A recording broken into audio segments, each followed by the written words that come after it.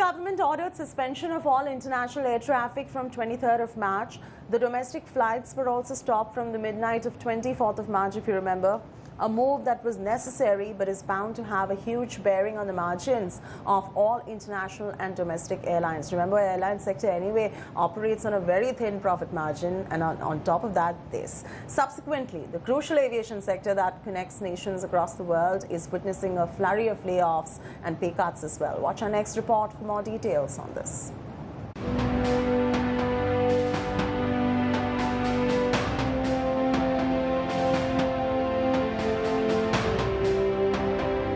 The unprecedented lockdown has forced the grounding of hundreds of aircraft. All major airlines are staring at deteriorating balance sheets. All of them are in desperate need of cash. And most have announced pay cuts as well as job cuts. It's a bloodbath in the Indian aviation industry. The situation for India is very severe indeed. We issued a revised forecast about a week ago. We're looking at a 47% fall in passenger demand. That translates into about negative $11 billion of passenger revenue for airlines in India. So this is absolutely unprecedented, and it's particularly damaging when you think that pre-COVID, India was the fastest growing market in the world, and we celebrated something like 54 months of double-digit passenger growth, which is unprecedented. India was swiftly moving towards the #3 spot in terms of global aviation markets. So this has been a quite cataclysmic reverse in the market demand and the trend. This is testing time for all of us. As you know, all the industries are affected, so is aviation. And we are aware, like many companies, they have taken cost cutting measures. Like some of them, they have sent their staff on LWP. Jet Airways employees, they have suffered a double whammy. A year ago, the grounding of Jet Airways sent the aviation sector into a tailspin, and life seems to have come a full circle since then. Only this time, it is impacting every aviation sector employee. Airlines, they operate on very thin margin. So we request government to take appropriate measures. They should waive off landing, these parking charges and all those airport charges as applicable.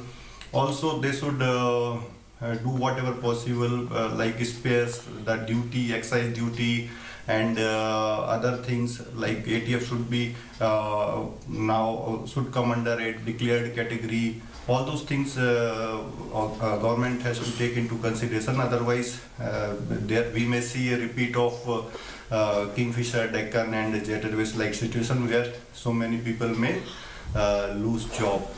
The Indian government, unlike some of its global peers, has till now not shown any inclination to bail out the aviation industry. Firstly, direct financial support, injecting money into airlines, liquidity. Secondly, things like loans and loan guarantees. Thirdly, corporate bonds, or giving airlines access to the corporate bond market so that they can raise money themselves. And then fourthly, there are all the other government-related charges, taxes, levies, aeronautical, airport charges that can be deferred or taken away entirely for this period to reduce the burden on airlines and allow them to get through this period in reasonable shape. I've already been approached by a few airlines for their media campaigns whenever the situation opens up. So we are thinking that there will be a short surge because companies will want to instill confidence among potential customers, and they might initially give discounts as well, and instill that confidence that traveling is going to be safe. In long term, yes.